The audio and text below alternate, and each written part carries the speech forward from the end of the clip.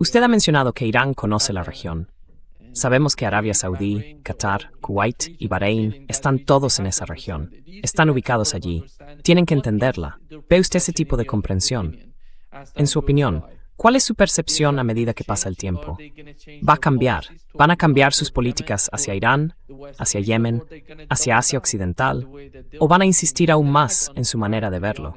Porque el ataque contra Irak, sinceramente, no demuestra que Arabia Saudí entienda totalmente la situación en la que se encuentra, en mi opinión. Y quizá veamos esta noche o mañana un nuevo ataque desde Irak contra Arabia Saudí, contra una instalación petrolera saudí. En mi opinión, eso va a ocurrir tarde o temprano. Pero la razón por la que hago esta pregunta es que por mucho que hablemos de Irán, no todo depende de la posición de Irán. Depende de las políticas de Arabia Saudí, de Qatar, de todos esos países. Depende de una combinación de ideas y de mentalidades en esa región.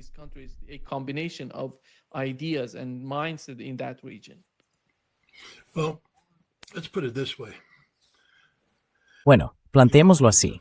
Irán podría sufrir un daño catastrófico en su capacidad de producción energética y aún así sobrevivir como Estado-nación, incluido el gobierno actual, porque tiene instituciones de gobierno vinculadas a una constitución, y esa constitución está vinculada al pueblo. El pueblo es Irán. Ahora miremos a los estados árabes del Golfo. Son un grupo de príncipes y jeques gordos, obesos y perfumados, que consiguieron su cargo porque los británicos los nombraron, los ungieron como dirigentes de antiguos territorios coloniales. Son falsos. Falsos de cojones. No hay ningún vínculo con el pueblo. No son parte del pueblo. El pueblo no los elige. Pueden hacer lo que les dé la gana. Y créanme, el nivel de corrupción que llevan a cabo estos, ya saben, líderes, es alucinante.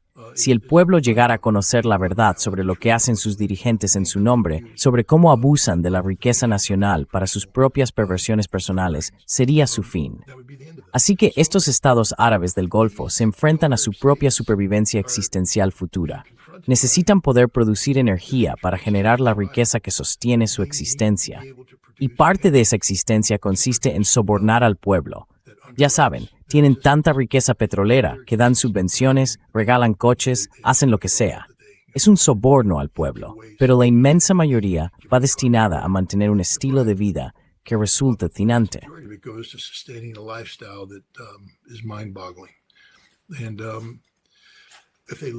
Y si pierden este acceso a esos fondos, en primer lugar, desaparecen los sobornos. Recuerden, lo primero que van a recortar es el dinero destinado a otros, no a ellos mismos. Pero entonces desaparece su capacidad para mantener su estilo de vida y para financiar los costes de los mecanismos de seguridad que los mantienen en el poder. Mecanismos de seguridad vinculados a Estados Unidos y a otros países mediante diversos acuerdos de defensa. Todo eso se desvanece. Ya están viendo cómo desaparece su relación de seguridad con Estados Unidos. Y por eso tienen que hacerse la pregunta, ¿quién va a financiarnos? ¿Quién va a cuidar de nosotros? ¿Quién va a protegernos? ¿Quién va a defendernos? Y la respuesta ahora mismo es, nadie. Así que están solos.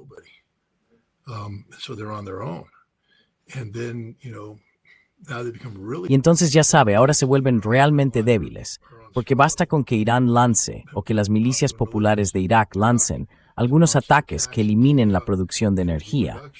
Y ya sabe, se cierra el grifo del dinero. Y cuando eso ocurra, estas personas o huyen para salvar la vida o mueren. Sí, porque habrá una convulsión violenta en Oriente Medio. Ya sabe, hablamos de la primavera árabe. La primavera árabe por fin llegará a donde tenía que llegar. A esos príncipes perfumados y no elegidos de Oriente Medio. Así que creo que entienden la difícil situación en la que están ahora mismo. Y ya sabes, creo que China tendrá mucho que decir en el futuro, porque necesita estabilidad económica. Y creo que China no juega a la moralidad. Es más bien, ¿quién manda? ¿Tú mandas? De acuerdo, tratamos contigo. Pero China ya ha mostrado una inclinación a negociar un acercamiento entre Irán y Arabia Saudí. Quizá podría hacerlo de nuevo, si se le diera la oportunidad. Pero China no puede actuar diplomáticamente en una región dominada militarmente por los estadounidenses, y eso exigirá desmantelar la presencia militar estadounidense, lo cual es en cierto modo la antítesis de los acuerdos de seguridad que necesitan esos falsos heicatos para mantener en el poder a sus consentidas familias reales.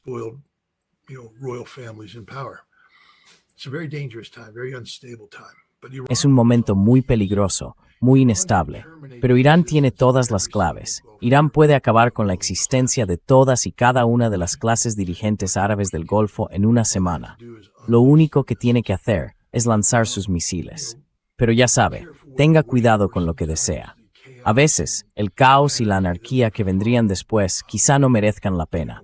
Así que creo que aquí es donde los chinos están desempeñando un papel. Dicen, oigan, podemos hacer negocios con estos estados árabes del Golfo. Ya hemos hecho negocios con ellos antes. Dejemos que rebajemos las tensiones. Dejemos que abramos posibilidades continuando nuestros negocios con ellos. Y creo que a Irán le parecería bien.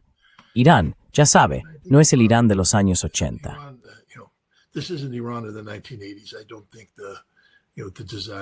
No creo que hoy sea tan fuerte como antes el deseo de que se levanten las provincias orientales de Arabia Saudí o de que se levante Bahrein. Si esta guerra continúa, quizá veamos volver al poder a algunos de los antiguos sectores más duros, diciendo, no, tenemos que hacerlo. Pero ahora mismo creo que Irán se conformaría con estabilidad. Porque recordemos, Irán ha dado un giro alejándose de Occidente. Y eso implica alejarse también de territorios bajo la influencia de Occidente, entre ellos los estados árabes del Golfo. Lo único que Irán necesita de los estados árabes del Golfo es estabilidad y paz. No necesita nada más, no necesita favores, ni necesita esto. Irán ya ha establecido vínculos con su futuro, Rusia, China y Oriente. Y creo que esa es la dirección que seguirá Irán.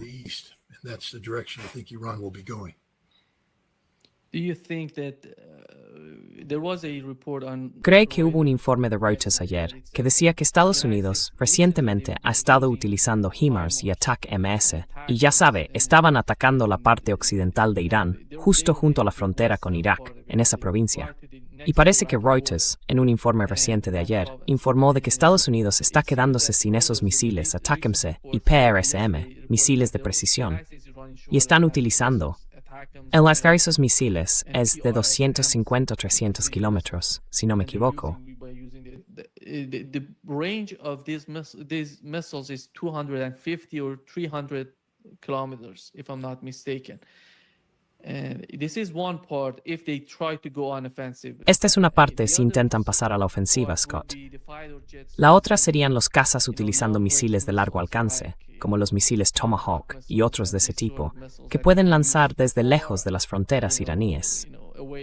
Porque no hemos visto ninguna incursión en el espacio aéreo iraní durante los ataques recientes, los últimos ataques.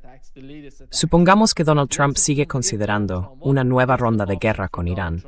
¿Qué opciones tiene? Porque hoy ha dicho que va a escalar la situación, que va a golpearles duramente si no aceptan lo que Donald Trump está exigiendo.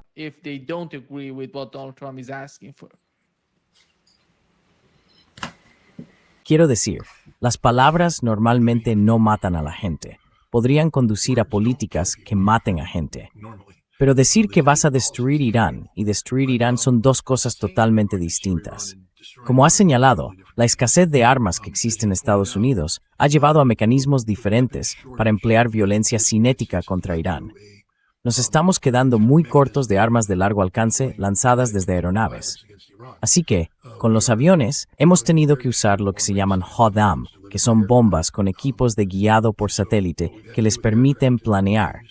Si la lanzas desde una altitud bastante elevada, la bomba puede planear durante, ya sabes, un periodo determinado, a través de un espacio determinado, y alcanzar un objetivo.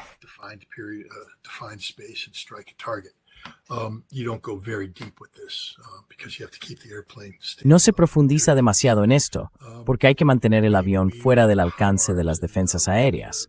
Usamos HIMARS, es decir, el sistema GMRS, usamos ATAC-MS y luego usamos el misil de ataque de precisión. tengo entendido que prácticamente nos hemos quedado sin misiles de ataque de precisión. Creo que al principio solo había 90. Hasta el mes pasado habíamos disparado 80 y quedan 10. Con 10 armas no se puede hacer gran cosa. En cuanto a los ATAC, básicamente hemos agotado las existencias. Tenemos que retirar ATAC-MS de Corea del Sur y de Europa. Y en cuanto hagamos eso, perderemos, ya sabe, el potencial que nos quedaba. Sabemos que no hay mucho potencial, porque los ucranianos usan ataque y HIMARS contra los rusos. Because the Ukrainians use ATACMS and HIMARS against the Russians, and the Russians have figured out how to jam the GPS. Y los rusos han descubierto cómo interferir la señal GPS y cómo falsear la guía inercial y básicamente frustrar estos ataques, de modo que el porcentaje de éxito es en realidad muy bajo. Pero Irán puede tener, o no, esa capacidad de falseamiento. No sé qué daños de combate se le están causando a Irán. Mi impresión es que probablemente Rusia compartió la capacidad para hacer frente a los HIMARS y los ATACMS, y que los iraníes no están aplicando esas medidas. Pero los estamos usando porque no tenemos suficientes armas de ataque a distancia. Hemos agotado nuestras reservas de Tomahawk. Así que estamos bombardeando, básicamente, el extremo occidental y el extremo sur de Irán con lo que tenemos, pero no podemos penetrar en profundidad. With what we have, but we can't go deep. Iran has missiles that have greater range than Irán tiene misiles con mayor alcance que los nuestros. Eso significa que Irán puede operar desde una profundidad estratégica a la que no podemos llegar con el armamento disponible. Y puede castigar a todas las naciones árabes del Golfo, además de golpear más profundamente en Jordania. Así que ya sabe, lo que ha descrito demuestra de forma concluyente que simplemente no podemos librar una guerra más amplia contra Irán. Hemos llegado al límite de nuestro potencial de combate. No tenemos capacidad para proyectar poder de forma significativa y sostenible en la profundidad estratégica iraní. Mientras tanto, Irán sigue pudiendo amenazar la totalidad de la profundidad estratégica de Estados Unidos y de nuestros aliados en la región. the strategic depth of the United States and our allies in the region. There are two important points for Donald Trump. One Hay is dos that puntos it's importantes para Donald opened Trump. again. Uno de ellos es que el estrecho de Hormuz vuelva a abrirse, a estar como antes de que empezara la guerra, en el sentido de que todos estos buques puedan entrar y salir. Y el otro punto es el programa nuclear iraní. Y teniendo en cuenta estos dos puntos, parece que Donald Trump ahora mismo está presionando o intentando obligar a los iraníes a hablar del programa nuclear en esta fase, algo de lo que se suponía que debían hablar durante el memorando de entendimiento. El memorando de entendimiento sería el primer paso. El segundo sería el programa nuclear iraní. Y Donald Trump lo intentó esta vez. And Donald Trump tried this time around. He tried to talk about the Iranian nuclear program. Iran said no. Intentó hablar del programa nuclear iraní. Irán dijo, no vamos a hablar de eso. Será más adelante, después de que se cumplan o se apliquen las condiciones previas. Y desde el punto de vista de la gente que rodea a Donald Trump y del propio Donald Trump, ¿qué incluiría ese acuerdo?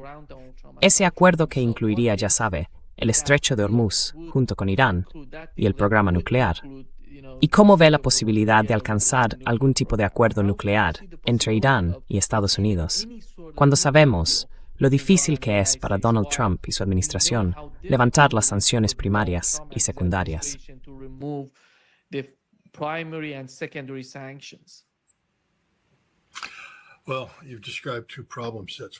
Bueno, has descrito dos tipos de problemas.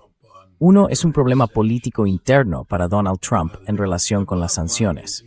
La cuestión es que, aunque el Congreso no puede retirar las sanciones, el presidente tiene una cláusula en cada ley de sanciones que le permite eximir su aplicación sin tener que acudir al Congreso. Puede que tenga que enviar un informe, pero no necesita pedir permiso. Puede decir, no voy a hacerlo. Y el Congreso no puede hacer nada al respecto. Así que el presidente sí tiene esa vía de escape. El problema es que se acercan las elecciones de mitad de mandato y el presidente no puede permitirse conflictos políticos internos, especialmente uno que pueda explotarse con tanta eficacia como el asunto de Irán. ¿Sabes de lo que hablo?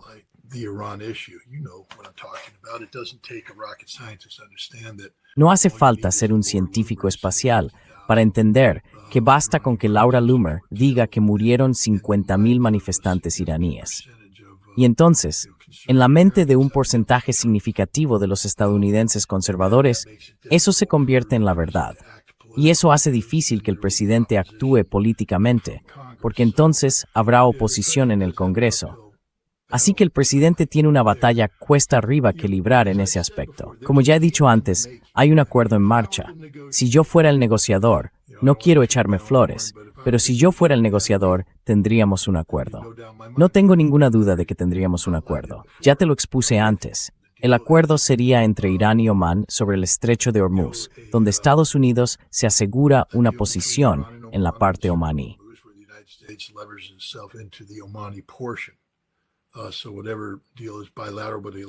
Así que cualquier acuerdo sería bilateral, pero él permite que Trump diga, oh, tengo un cierto control sobre el estrecho de Hormuz que antes no existía.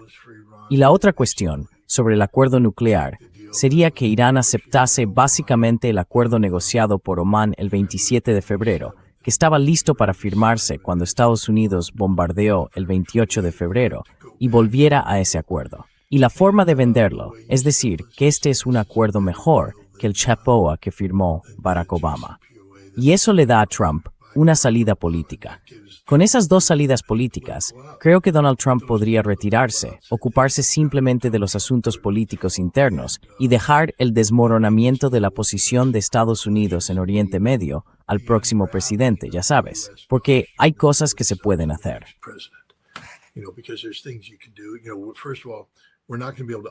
Bueno, antes que nada, no vamos a poder intervenir automáticamente y retomar lo que hacíamos en el pasado. Hemos sufrido demasiados daños en las infraestructuras.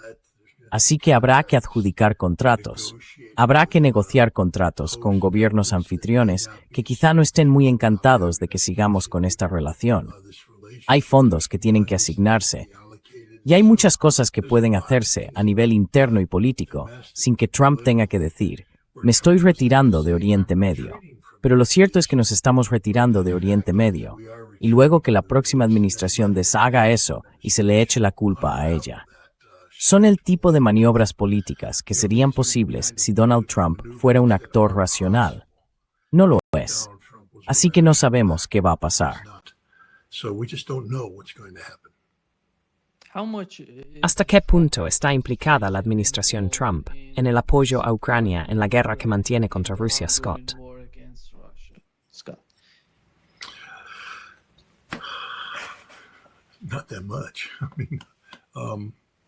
No tanto. Quiero decir, cuando empezó la guerra, volvemos de nuevo al general Donahue, se proporcionaron los HIMARS. Para que Ucrania pudiera usar los HIMARS, tuvimos que crear una célula de selección de objetivos en Alemania. Creo que se instaló en Wiesbaden. Y luego, en Mainz-Kastel, había un equipo técnico más específico. Pero para poder disparar los HIMARS, especialmente de una manera que permitiera, porque uno de los aspectos clave no era solo disparar los HIMARS, sino lograr que sobrevivieran. No queríamos proporcionar HIMARS a Ucrania para que Rusia los destruyera. Y por eso hay tácticas específicas.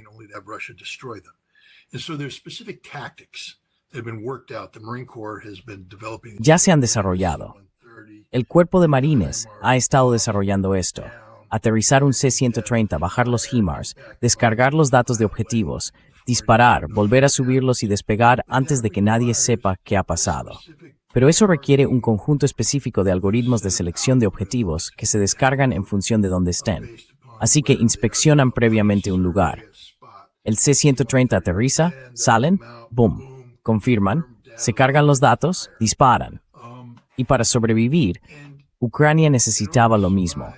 Lo que significa que Estados Unidos se convirtió en la selección de todos los ataques con HIMARS. Estoy escribiendo un artículo que, bueno, un momento.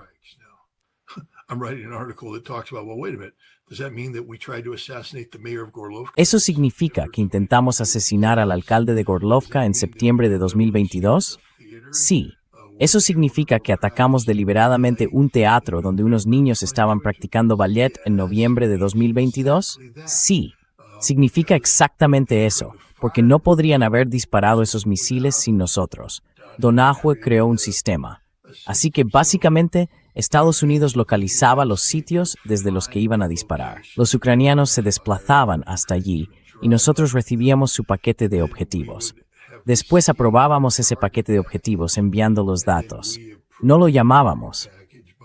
Lo llamábamos puntos de interés, un punto de interés. No lo llamábamos un objetivo.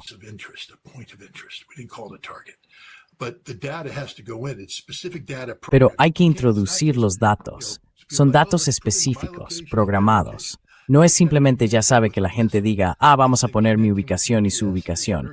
No, tiene que comunicarse con un misil conectado al GPS y hay un sistema de guiado inercial que toma decisiones algorítmicas sobre cómo mover las aletas de guiado para dirigirlo hasta el objetivo. Es un conjunto específico de códigos que solo Estados Unidos puede ejecutar y que solo una unidad especial en Alemania puede ejecutar. Y por tanto, todos los objetivos que tenía Ucrania se realizaron de esta manera. Eso fue al principio. Luego Estados Unidos empezó a reducir, ya sabe, a jugar a juegos políticos, a cortar el suministro de inteligencia. Así que los ucranianos, junto con socios occidentales, replicaron el proceso de selección de objetivos.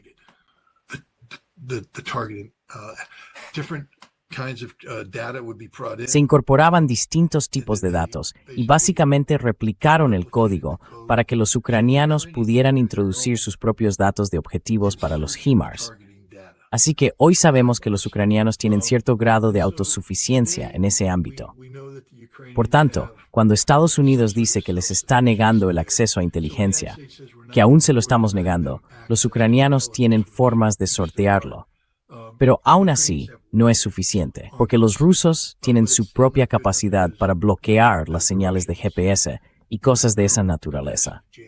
Así que negar la información de inteligencia no es hoy un problema tan grave como todo el mundo lo presenta, porque Ucrania ha encontrado una solución alternativa con Europa.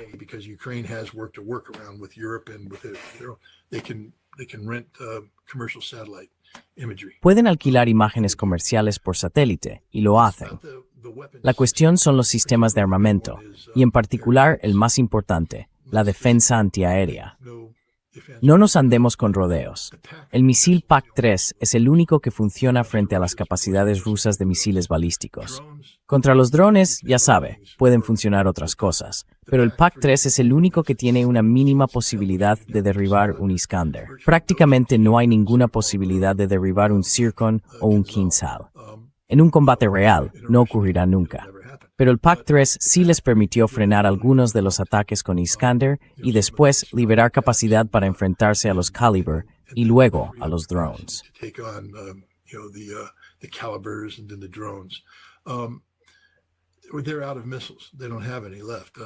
Se han quedado sin misiles. No les queda ninguno. Creo que la otra noche hubo un ataque con 57 misiles. Dispararon uno, su último PAC-3, y eso fue todo. Anoche hubo un ataque. No hubo defensa antimisiles. Se ha acabado todo. Y este es el final de Ucrania. Ucrania no puede defenderse, y no puede defenderse. Eso significa que Rusia simplemente tendrá vía libre. Se dice que Rusia ha incorporado una brigada de artillería norcoreana que dispara un análogo del Iskander-M, y que con esta brigada han llegado hasta 120 de estos misiles. Lo que significa que Rusia nunca se quedará sin potencia de fuego. Which means that Russia will never run out of firepower, and Ukraine will never recover. Ucrania nunca se recuperará. Donald Trump no solo le ha mentido a Ucrania sobre concederle una licencia para un Patriot. Todo el mundo oyó lo que dijo en Ankara. Te voy a dar una licencia. Sí, tenemos que pasar por todo este proceso, pero no será un problema. Pues es un gran problema, y no van a conseguir la licencia. Luego llegaron y dijeron, necesitamos que nos den 300 misiles. Trump respondió, no tenemos 300 misiles, y los misiles que tenemos van a defendernos a nosotros, no a vosotros. Nadie más tiene misiles. Hay algunos almacenados, pero Europa está en un punto en el que ahora mismo no puede reducir sus reservas y defenderse. Y Europa, ahora mismo, está empezando a ver lo que se viene, que Rusia va a ganar en Ucrania. Así que Europa ya no está interesada en seguir tirando el dinero bueno detrás del malo.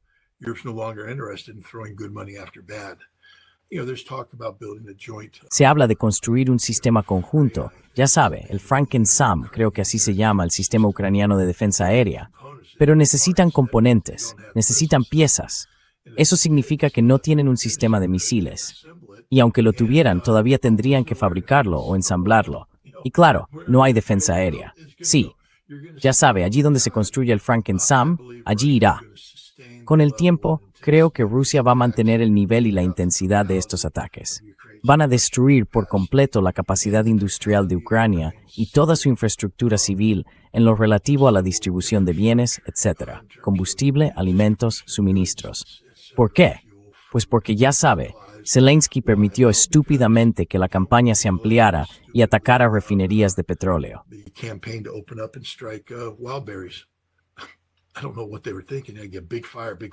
No sé qué estaban pensando. Habría un gran incendio, grandes llamas, mucho humo. ¡Wow! ¡Uf! Y eso sería todo.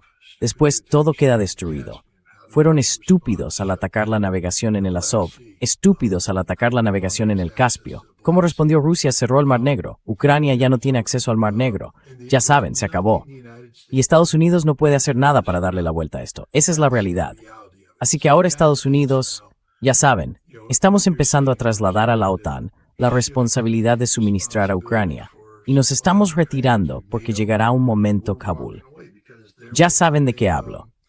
Cuando Chris Donahue, en plena noche, fue el último hombre en subir por la rampa de un C-17, mientras el último avión despegaba con las últimas tropas, porque nos derrotaron.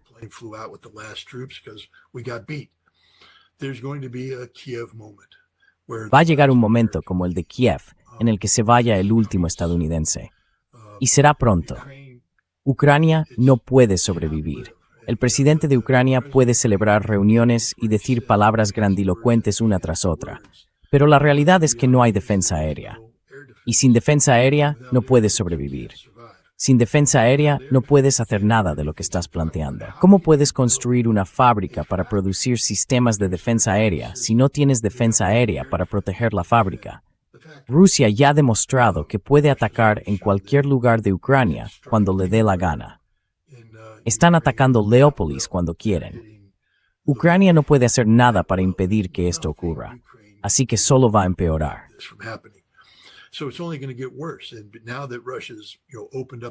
Y ahora que Rusia ha ampliado su lista de objetivos, por la estupidez de Zelensky y su campaña de 40 días para ampliar los ataques contra las refinerías de petróleo, la vida se volverá inhabitable en Ucrania. Rusia no va a atacar edificios de viviendas ni cosas de esa naturaleza. Pero pronto no habrá agua. No se puede vivir sin agua. Pronto tampoco habrá capacidad para distribuir alimentos, porque los centros de distribución están saltando por los aires. No habrá combustible. Rusia ha destruido 400 gasolineras en los últimos meses, 200 de forma permanente. Las otras 200 podrían repararse si Rusia no las estuviera destruyendo de nuevo. Y van a ampliar esto. No habrá producción de energía, ni distribución de energía, ni capacidad industrial alguna. No habrá empleos. Y ahora mismo, lo más grave es que no habrá comida.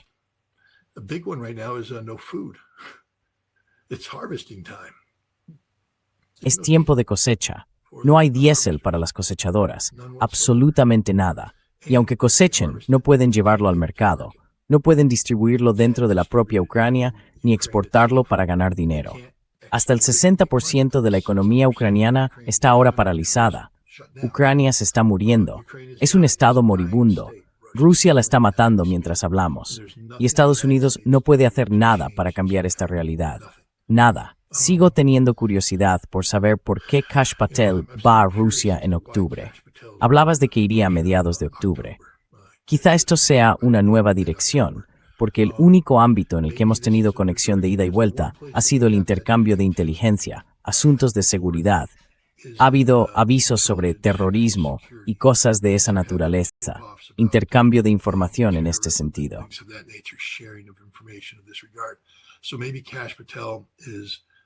Así que quizá Kash Patel estén utilizando, ya sabes, un intermediario en el que Rusia confía, porque Rusia no confía en Kushner ni en Witkoff. Quiero decir, Lavrov prácticamente ha cerrado la puerta. Dijo, ya sabes, que nunca fueron honestos. Y si eres tú quien está, ya sabes, diciendo la mentira, entonces esa mentira se te atribuye. Así que Kushner y Witkoff no creo que tengan ninguna viabilidad. Quiero decir, Rusia les dejará entrar, Estoy seguro de que Trump los envía para que les dejen entrar. ¿Tendrán acceso a Putin? Quizá sí, quizá no. ¿Pero será una conversación de calidad? No, porque ya no se confía en ellos. Nunca se ha confiado en ellos. Bueno, siempre hubo esperanza. Siempre hubo esperanza de que pudieran cumplir con lo prometido. Pero después de Anchorage quedaron expuestos como unos auténticos fraudes, unos auténticos mentirosos. Kash Patel podría entrar y ofrecer un nuevo intermediario.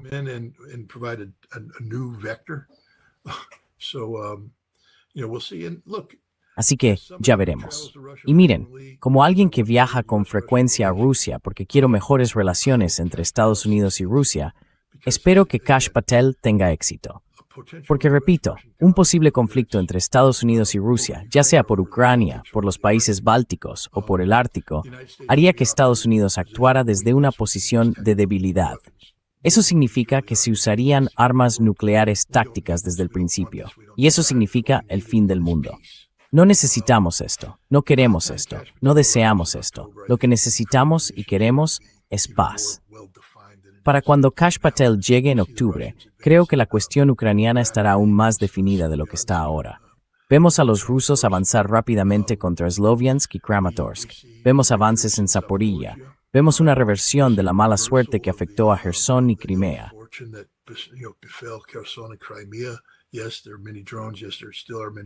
Sí, hay muchos drones. Sí, sigue habiendo muchos drones, pero no tantos. Hay que preguntarse por qué. Y la respuesta es que todos los operadores ucranianos de drones están muriendo, los están matando. Los rusos han cambiado las reglas del juego en cuanto al dominio de los drones. Hoy no se puede circular por la ciudad de Kramatorsk porque los drones rusos están por todas partes. Han limitado la capacidad de Ucrania para operar libremente y eso es una muerte instantánea. En cuanto Rusia logra superioridad con los drones, es solo cuestión de tiempo que lo destruya todo, detenga cualquier movimiento. Y es inevitable lo que viene después. Y la capacidad de Ucrania para contraatacar, que antes sí tenía.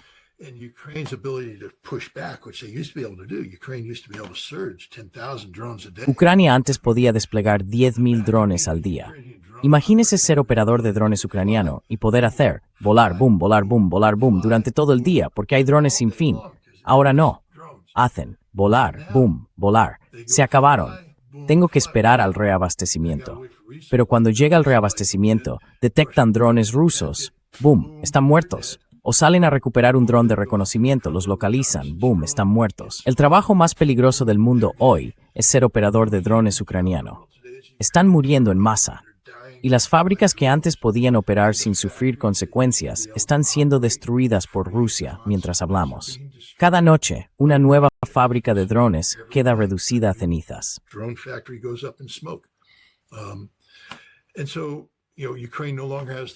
Y así, ya sabe, Ucrania ya no tiene capacidad para hacer eso. No tienen efectivos, no tienen brigadas entrenadas, están perdiendo miles de hombres al día.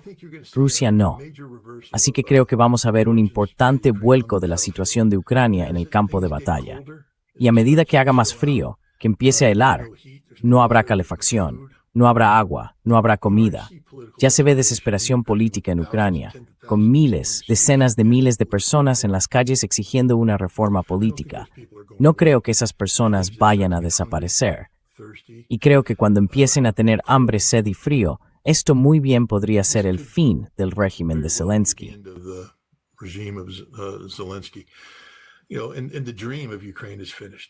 Y el sueño de Ucrania se ha acabado. El general Zaluzhny, que además de haber sido comandante de las Fuerzas Armadas ucranianas, fue embajador en Gran Bretaña y se había convertido en un firme defensor de la entrada de Ucrania en la OTAN y en la Unión Europea, ha salido a decir: nunca formaremos parte de la OTAN y nunca formaremos parte de la Unión Europea. Entonces, ¿qué vais a hacer? ¿Qué vais a hacer? Si no podéis ser OTAN ni Unión Europea, ¿qué vais a hacer? Y él sabe cuál es la respuesta, pero no puede decirla. Vais a ser un estado agrícola residual absorbido por el Estado de la Unión.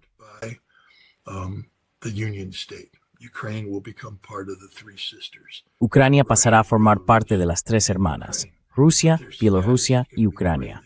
Pero su estatus va a quedar muy reducido porque han perdido la capacidad de momento al menos, creo que no van a recuperar Odessa, Puede que no recuperen Yarkov, puede que no recuperen Sumy. Quién sabe dónde trazarán los rusos la línea, pero ya veremos. Quiero decir, eso todavía no está decidido de forma definitiva. Hubo quienes defendieron que una Ucrania de posguerra formara parte del Estado de la Unión, pero señalando que, para ser económicamente viable y no convertirse en una carga para Rusia y Bielorrusia, el Estado ucraniano tendría que tener acceso al Mar Negro. The Ukrainian state would have to have access to the Black Sea.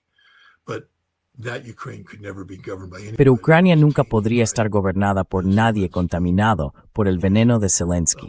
Tendría que ser un gobierno completamente nuevo, ruso, elegido personalmente por Rusia y bajo el control total de Rusia.